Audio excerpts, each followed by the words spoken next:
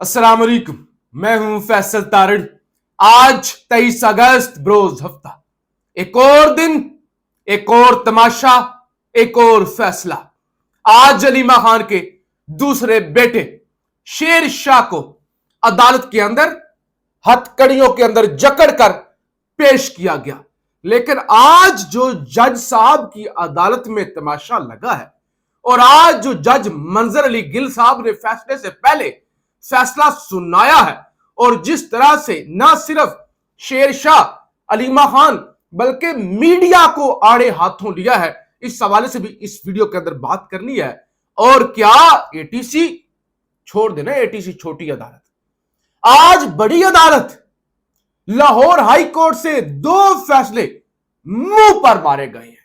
और ऐसे जैसे मुंह पर फाइल उठा के मारते हैं ना, मुंह पर ऐसे ऐसे फैसले मुंह पर देकर मारे गए हैं। इस हवाले से भी बात करनी है। और जनाब जज साहब को तमगा पसंद है, बहुत बड़ी खबर है। एक जज साहब ने जनाब तमगा लेने के लिए, तमगों की तो होलसेल लगी हुई है ना, सर तोड़ कोशिश की है। बड़ी खबर है, बेबी को तमगा पसंद है। इस हवाले से भी हमने बात करनी है और कुछ दीगर बड़ी अहम खबरें हैं वो भी आपके सामने रखनी है। आपसे गुजारिश है इस यूट्यूब चैनल को जरूर सब्सक्राइब करें, वीडियो को लाइक किया करें, शेयर किया करें और कमेंट्स बॉक्स के अंदर अपनी राय का इजहार जरूर किया करें। शेर शाह कल जब अपने भाई शाहरेज खान की पेशी पर आए, वापसी पर उन्हें उठा लिया गया। पहले गिरफ्तारी की तस्दीक हुई, बाद में तरदीद हुई कि सेम डे अदालत में पेश ना करना पड़ जाए। बहरहाल आज एक लंबा चौड़ा काफिला, पुलिस, एहतियाती तदाबीर, किसी तरह कैमरे के अंदर तस्वीर ना आ जाए शेर शाह की, तो शेर शाह को भारी सिक्योरिटी के अंदर पुलिस के सैकड़ों जो है वो मुलाजमीन के सामने हटो बच्चों आगे पीछे करते हुए अदालत के अंदर पेश किया गया। अलीमा खान भी पेश हुई, अलीमा खान ने गुफ्तगू भी की। अलीमा खान से रिपोर्टर से पूछा ये क्या हो रहा है, सियासी इंतकाम का निशाना बनाया जा रहा है। तो उन्होंने कहा इंतकाम छोटा लफ्ज है, जुल्म का निशाना जो है वो बनाया जा रहा है। अब माय लॉर्ड जज मंजर अली गिल साहब भी अदालत में आ गए और जो रिपोर्टर लाहौर से रिपोर्ट कर रहे हैं, खबर है इंसदाद दहशतगर्दी की अदालत में बानी पीटीआई के भांजे शेर शाह को पेश करने का मामला। रिमांड पर समाअत करने वाले जज मंजर अली गिल ने मीडिया नुमाइंदगान को कमरा अदालत से निकाल दिया। मैंने कहा सबसे पहले तो ये मीडिया वाले निकले ना, ये जो तमाशा बनाते हैं दुनिया को दिखाते हैं, सबसे पहले तो उन्होंने मीडिया के खिलाफ फैसला दिया ना। उन्होंने कहा आप हैं फसाद की जड़, आप खबरें पहुंच जाती है लोगों को तक, आप जो है वो रिपोर्ट करती हैं, वीडियोस बनाते हैं, लिहाजा आप देख लें मीडिया का कोई भी नुमाइंदा कमराए अदालत में नहीं होगा। यानी ना कोई बात पहुंच सके बाहर के अंदर जज साहब ने क्या स्याह और सफेद किया, किसी तक पहुंच ना सके, क्या दलाइल हुए, क्या रिमार्क्स हुए, क्योंकि कल वो सारी कहानी पकड़ी गई थी ना। शाहरेज खान की बीवी ने भी ट्विटर पर अपलोड कर दिया कि 9 मई को शाहरेज चतराल में था, तो आज कहीं बात बाहर ना आने पाई। अच्छा, सिक्योरिटी ने तमाम मीडिया नुमाइंदगान को कमरा अदालत से बाहर निकाल दिया। आइंदा मेरी अदालत में कोई मीडिया नुमाइंदा मोबाइल लेकर ना आए। खबरदार, मोबाइल लेकर मेरे कोर्ट के अंदर नहीं आना। मीडिया नुमाइंदगान ने आना है, अगर वो आना चाहे तो कॉपी पेंसिल लेकर आए। ये क्या मोबाइल उठा के ले आते हैं, खबरदार। कल भी एक वीडियो कहते हैं मेरी अदालत की जो है वो वायरल हुई है और डांट पड़ी होगी। बहरहाल उनका ऐसा जो मीडिया को उन्होंने निकाल दिया। उन्होंने कहा बिल्कुल निकल जाओ सारे, कोई एक बंदा मीडिया का यहां पे ना हो। अगर किसी ने नेक्स्ट टाइम आना हुआ कॉपी पेंसिल लेकर आए। अच्छा, एक और जो है वो, क्योंकि कल शाहरेज खान की दफा पीटीआई के वर्कर और पीटीआई के रहनुमा वहां पर मौजूद नहीं थे, तो आज खबर है कि तमाम जो बड़े एमपीएस है ना, पीटीआई की एमपीएस, टिकट होल्डर और पीटीआई का जो वुकला विंग है, उनकी बड़ी तादाद आज एटीसी पहुंची है। और यानी आप कह लें कि एक बड़ा पावर शो जो है ना वो एटीसी लाहौर के बाहर आज लगा हुआ है। पीटीआई की एमपीएस पहुंचे हुए हैं, टिकट होल्डर पहुंचे हुए हैं, रहनुमा पहुंचे हुए हैं, वर्कर पहुंचे हुए हैं और वकील भी पहुंचे हुए हैं। इस वक्त जब मैं रिकॉर्डिंग कर रहा हूं तो 12 बजे हुए हैं, क्योंकि अब मीडिया के नुमाइंदे अंदर है।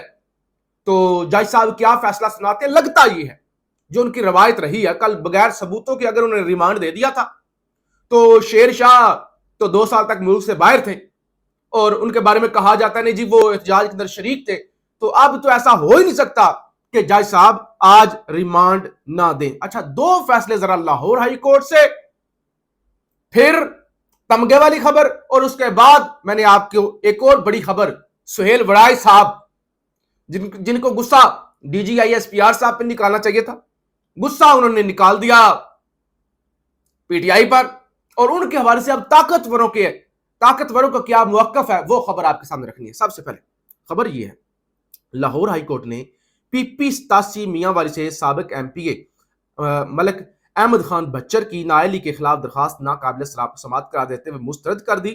جسٹس خالد اسحاق نے احمد خان بچر کی درخواست پر محفوظ 10 صفحات پر مشتمل فیصلہ سنا دیا. درخواست گزار سزا یافتہ اور اشتہاری ہے.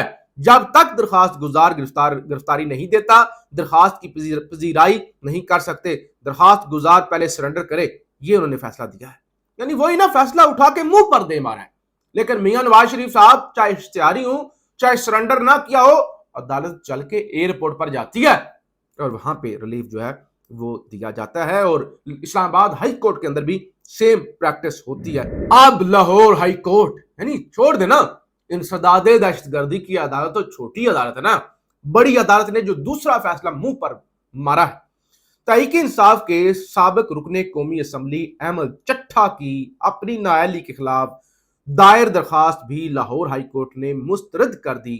سرنڈر کرنے تک کسی قسم کا درخواست پر کارروائی آگے نہیں بڑھ سکتی. لاہور ہائی کورٹ نے کہا سرنڈر کرو، پہلے آؤ ہماری عدالت میں پیش ہو اور اس کے بعد گرفتاری دو، اور اس کے بعد جو ہے وہ دیکھیں گے آپ کو کیا کرنا ہے کیا نہیں کرنا.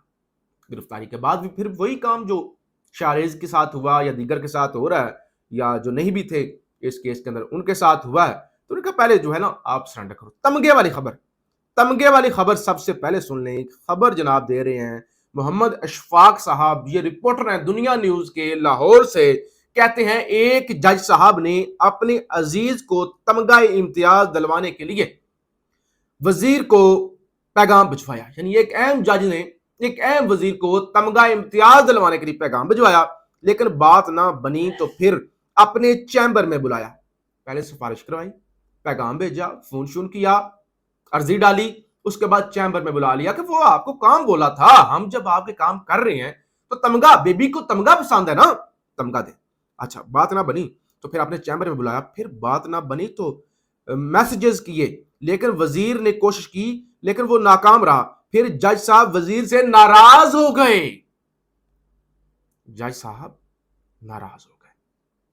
ٹھیک ہے، جیسے سہیل وڑائے صاحب ناراض ہو گئے. وہ مجھے، میں تو دیکھیں نا انہوں نے گناہ، میں نے نواز شریف کو کہا تھا ڈٹ جائے، میں نے ضیاء کے خلاف کالم لکھے تھے، اور عمران خان کہتے ہیں لیٹ جائیں. ضیاء کے خلاف کھڑا ہوا تھا، نواز شریف کو کہا تھا ڈٹ جاؤ، اور عمران خان کو کہتا ہوں لیٹ جاؤ. ڈٹ جانے والوں کا انجام اچھا نہیں ہوا، معافی مانگ لو. اور بجائے اس کے، یعنی یہ دیکھیں نا، حماد اظہر صاحب نے بھی ٹویٹ کیا ہے، کہتے ہیں D G I S P R کی تردید پر صاحب نے ڈی جی کے لیے تعریفوں کے پل اور لمبی وضاحتیں دی، مگر باقی سب کو تانے مار دیے. بھائی گھما پھرا کر کیا کہنا ہے؟ اپنا دفاع نہیں کرنا تو سیدھی معافی مانگ لیں، یہی آسان ہے، اور آپ اسی کی تبلیغ بھی کرتے ہیں. ہم پر جملے کسنے کا کیا فائدہ؟ حماد اظہر نے کہا آپ پی ٹی آئی اور ہمیں وہ کہہ رہے ہیں کہ یہ ہمارے خلاف کیمپین چلاتے ہیں، میں تو ان کے خلاف اور میں تو ان کا مقابلہ کر رہا ہوں.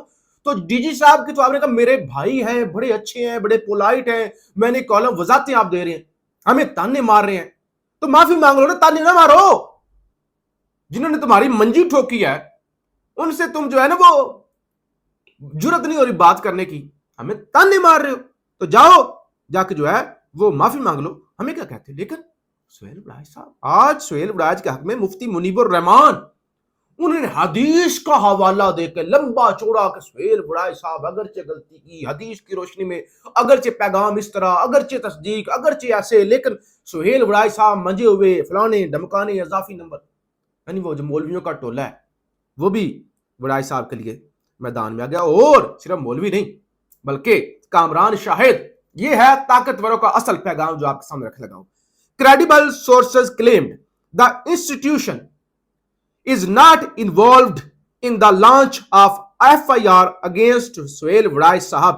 Seems some PTI fellow registered it to malign the institution as well as to settle the score with Sohail Wraj.